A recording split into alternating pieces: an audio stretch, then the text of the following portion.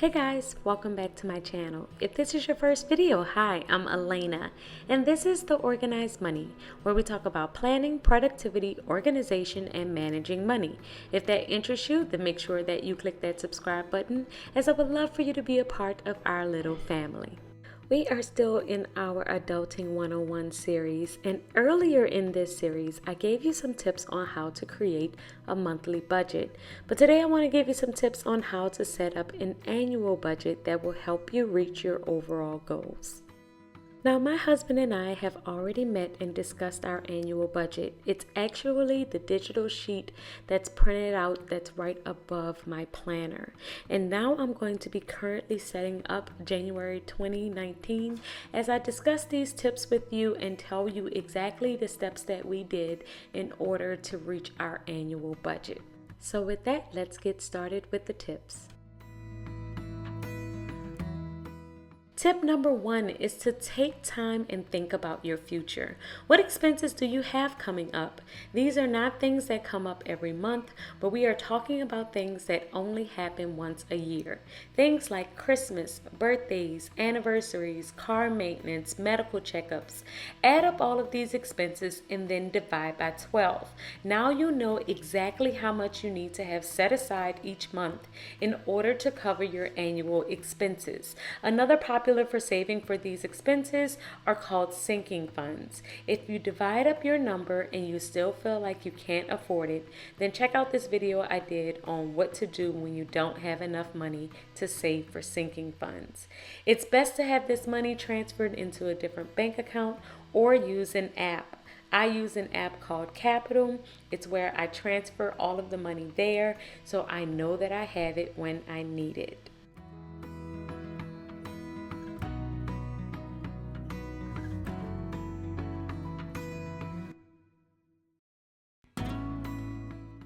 Tip number 2 is to create a list of all of your current bills and see how they relate to your current income. This is an annual analysis to see if there are any bills that you could possibly eliminate or if there's anything that you could negotiate. Great examples of these type of bills are your insurance, your cell phone bill, your cable bill. All of these are possibly negotiable. So see if you could get a better deal. Call the companies up and see what they could do for you, especially if you've been a customer for quite some time. You want to make sure that you're reviewing these expenses every single year and have the best rates.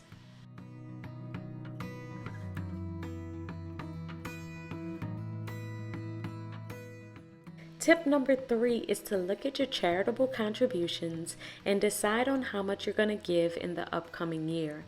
It's great to be intentional, and my husband and I give intentionally and consistently to our church and also to St. Jude Hospital. So we always review what we have given in the previous year and decide on how much we want to do in the next year. It's a great way to set intention and always to be consistently pushing to give more. Tip number 4 is to review your bank statements.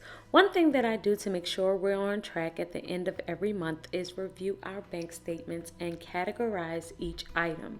We then review all of the items and take a percentage of the overall budget to see how we are doing and how much each percentage is against the overall budget. That's the best way to know how much you're spending in each category, and if it's a crazy amount compared to something else, then that's something that you can discuss.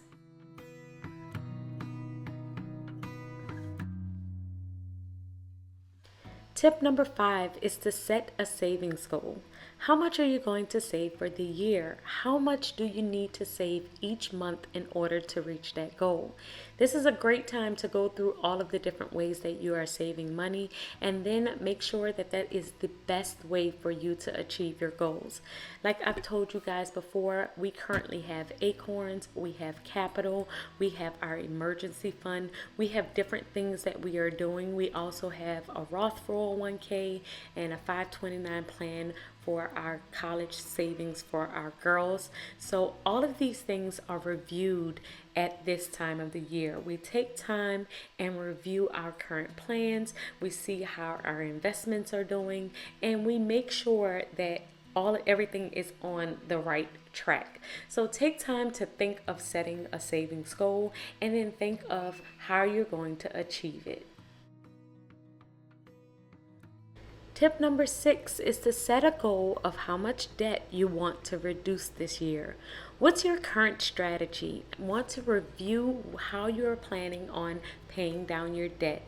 If you're doing the debt snowball plan, if you're doing a debt avalanche plan, this is a great time to review your current plan to make sure that it's working and to make sure that it is the best and quickest way to achieve your goal of however much debt you want to reduce this current year.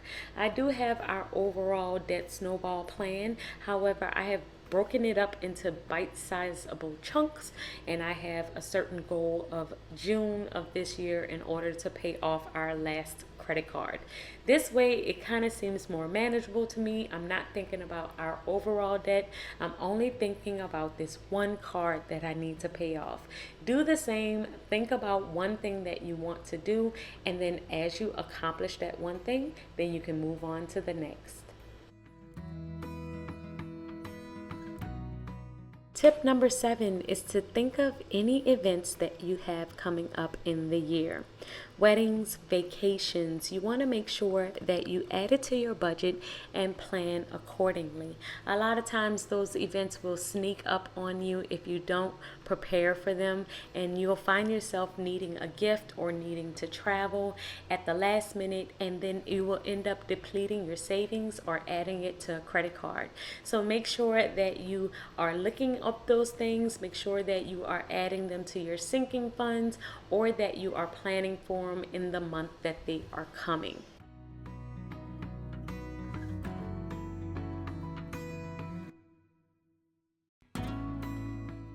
And tip number 8, if you are not budgeting by yourself, if you are budgeting with your spouse, then make sure that you are discussing your individual goals along with your family goals.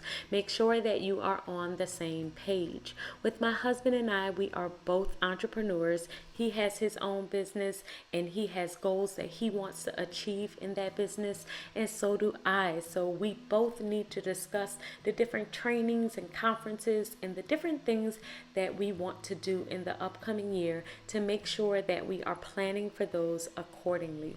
Make sure that we are on the same page. Make sure that we can both afford everything that we are trying to do, and that we are praying with each other and both pushing each other and each other's number one cheerleader.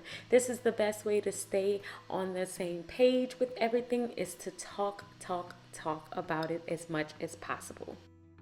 Well guys, that's my 8 tips for creating an annual budget. Do you have any additional tips? Make sure that you leave them in the comments below. I would love to hear them. I'm always trying to add to my process. Until next time, make sure that you follow me on Instagram, and I will see you guys in tomorrow's video. Bye guys.